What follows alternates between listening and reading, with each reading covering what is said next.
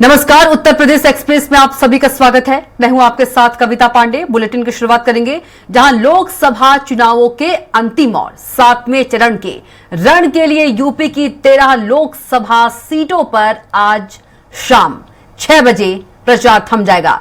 मतदान 1 जून को होगा। इसी के साथ दूधी विधानसभा उपचुनाव के लिए भी वोट पड़ेंगे। 7वें चरण की इन सभी लोकसभा सीटों के लिए 144 प्रत्याशी चुनावी मैदान में हैं। इनमें 134 पुरुष और 10 महिला प्रत्याशी हैं। वहीं सोनभद्र के दूधी विधानसभा उपचुनाव में 6 प्रत्याशी मैदान में हैं। चुनाव प्रचार की अवधि समाप्त होने के बाद इन निर्वाचन क्षेत्रों में सभी राजनीतिक दलों के बाहरी कार्यकर्ताओं और पदाधिकारियों की मौजूदगी प्रतिबंधित रहेगी। 13 लोकसभा सीटों में से 11 सीटें सामान्य श्रेणी की है और 2 आरक्षित है। अंतिम चरण में यूपी की 13 लोकसभा क्षेत्रों में, जिसमें महाराजगंज, गोरखपुर, कुशीनगर, देवरिया, बांसगांव, घोसी, सलेमपुर, बलिया, गाजीपुर, चंदौली, वाराणसी, मिर्जापुर, रॉबर्ट्सगंज शामिल हैं।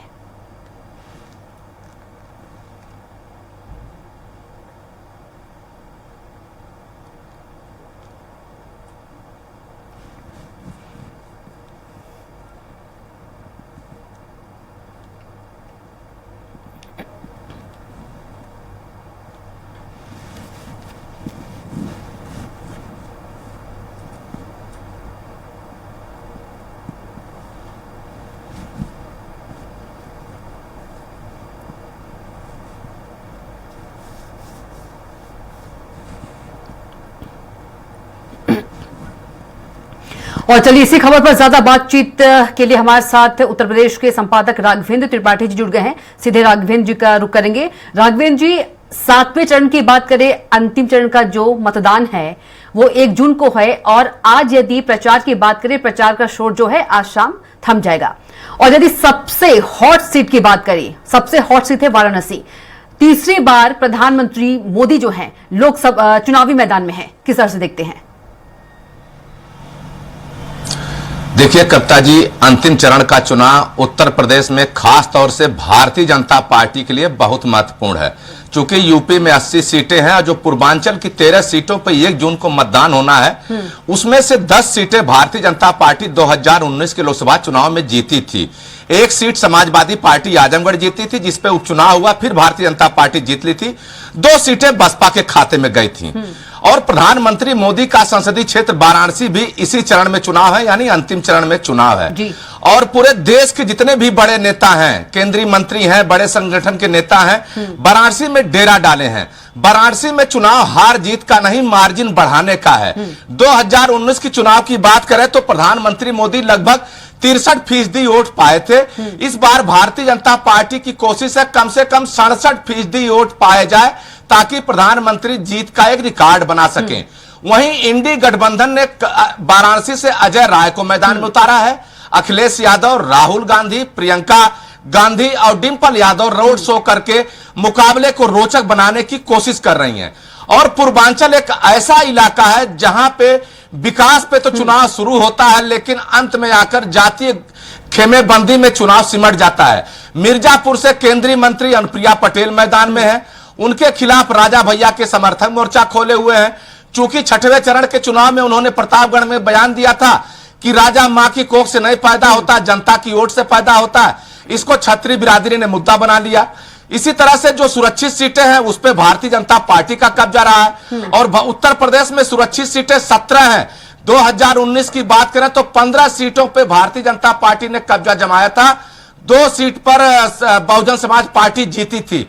तो इस लिहाज से भी यह चरण बहुत महत्वपूर्ण है। और भारतीय जनता पार्टी और इंडी गठबंधन दोनों की कोशिश है कि इस चरण में अच्छा करिश्मा किया जाए। और इंडी गठबंधन बार बार कह रहा कि यह अंतिम चरण का चुनाव है, प्रधानमंत्री मोदी की विदाई तय है। अब देखना होगा कि 1 जून को होने वाले मतदान में पूर्वांचल का मतदाता किसे तरजीह देते हैं। और कविता जी, एक बात और, इसी चरण में योगी आदित्यनाथ कि गोरखपुर जो गढ़ कही जाती, गोरखपुर सीट पे भी चुनाव है। वहां पर समाजवादी पार्टी ने काजल निषाद जो अभिनेत्री हैं उनको चुनाव मैदान में उतारा है। और गोरखपुर में निषाद समुदाय का वोट लगभग 3.5 लाख से ऊपर है। तो अब देखना होगा कि गोरखपुर में योगी कितना करिश्मा दिखा पाते हैं, सीट बचा पाते हैं, कितने मार्जिन से चुनाव जीत पाते हैं, या इंडी गठबंधन खास तौर से समाजवादी पार्टी उस पर कब्जा जमा पाती है।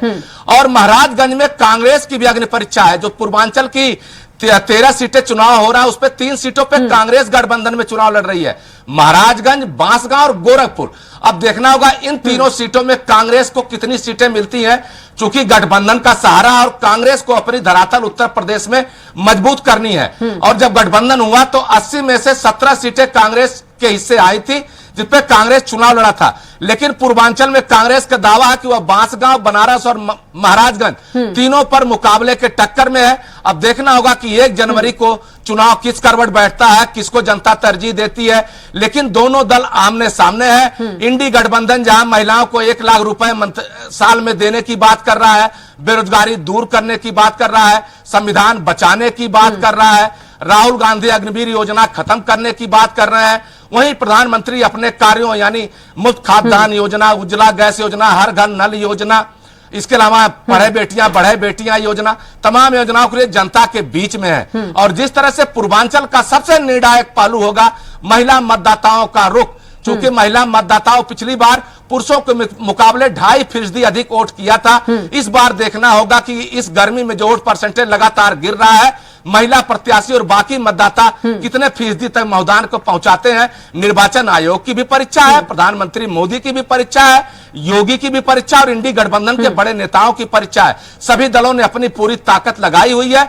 चूंकि मतदान प्रतिशत गिरना उत्तर प्रदेश के लिए चिंता का विषय है और लोगों की कोशिश यही है, सियासी दलों की भी और प्रशासन की भी, किसी तरह से अंतिम चरण में मतदान को बढ़ाया जाए। जी कविता जी। बिल्कुल राघवेंद्र जी, एक ये भी सवाल है कि पीएम नरेंद्र मोदी आज शाम से लेकर 1 जून तक ध्यान में रहेंगे, मतलब कि 48 घंटे।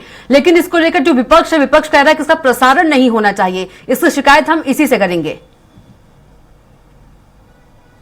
देखिए कविता जी, विपक्ष ने आरोप लगाया, खासतौर से पश्चिम बंगाल की मुख्यमंत्री ममता बनर्जी ने कहा है, चूंकि प्रधानमंत्री इस बार का जो ध्यान है वो विवेकानंद जी के शरण में जाकर कन्याकुमारी में करने वाले हैं, तमिलनाडु में। और विवेकानंद जयंती पश्चिम बंगाल में बड़े धूमधाम से मनाई जाती है। विवेकानंद के अनुयायियों की संख्या वहां बहुत ज्यादा है और लगातार ममता बनर्जी यही कह रहे हैं कि अगर वोटिंग के दौरान उनके योग का टेलीकास्ट किया गया तो उसका असर मतदान पर पड़ेगा। और उन्होंने यहां तक कहा कि अगर टेलीकास्ट किया गया तो वह निर्वाचन आयोग से शिकायत करेंगी।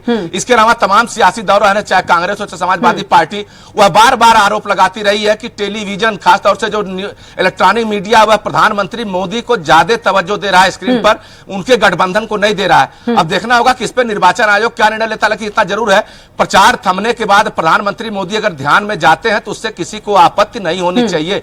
हाँ, इतना जरूर है कि प्रसारण में क्या व्यवस्था करते हैं, क्या दिशा निर्देश निर्वाचन आयोग देता है और मंत्रालय का क्या निर्देश होता है, यह सब गौर करने वाली बात है। इतना जरूर है कि इस ध्यान केंद्र को भी चुनावी मुद्दा ममता बनर्जी ने कहीं न कहीं बना दिया आरोप लगाकर। अभी तक किसी का ध्यान बहुत उस तरफ नहीं था कि प्रधानमंत्री मोदी क्या करेंगे। सबको उम्मीद थी कि प्रधानमंत्री मोदी प्रचार के आज अंतिम दिन काशी आएंगे, लेकिन उन्होंने काशी में आने का विचार किया और उन्होंने अपने कार्यकर्ताओं पर सारा दारोमदार डाल दिया है। उन्होंने काशी वासियों से खुद कहा है कि आप खुद प्रत्याशी हैं, आपको तय करना है कि हमारी चुनाव बैतरणी कैसे पार होनी है और कितने वोटों से पार होगी। अब इसको अगर विपक्ष मुद्दा बनाता तो कहीं न कहीं विपक्ष को ही मुंह की खानी पड़ेगी, चूंकि प्रधानमंत्री मोदी किसी भी इवेंट को जनता के बीच किस तरह ले जाना है बखूबी जानते हैं और इसका असर भी चुनाव पर डाल सकते हैं। ममता बनर्जी की जो शंका निर्मूल नहीं है, लेकिन उस तरह से इसको मुद्दा बना देना 2 दिन पहले से कहीं न कहीं ममता बनर्जी को भारी पड़ेगा। हाँ, जब टेलीकास्ट होता उस समय निर्वाचन आयोग के पास जाती तो हो सकता है उस पर कोई एक्शन होता। अब भारतीय जनता पार्टी के पास भी वक्त है, हो सकता है टेलीविजन पर रोक लगवाने में वह कामयाब हो जाए, लेकिन सोशल मीडिया पर कैसे रोक लगेगा, यूट्यूब चैनलों पर कैसे रोक लगेगा, बिल्कुल प्रिपेयर होने का वक्त दे दिया है ममता बनर्जी ने। राघवेंद्र जी, तमाम जानकारी के लिए आपका बहुत ही धन्यवाद और आप बने रहिएगा, अगली खबर पर भी आपसे अपडेट लेंगे।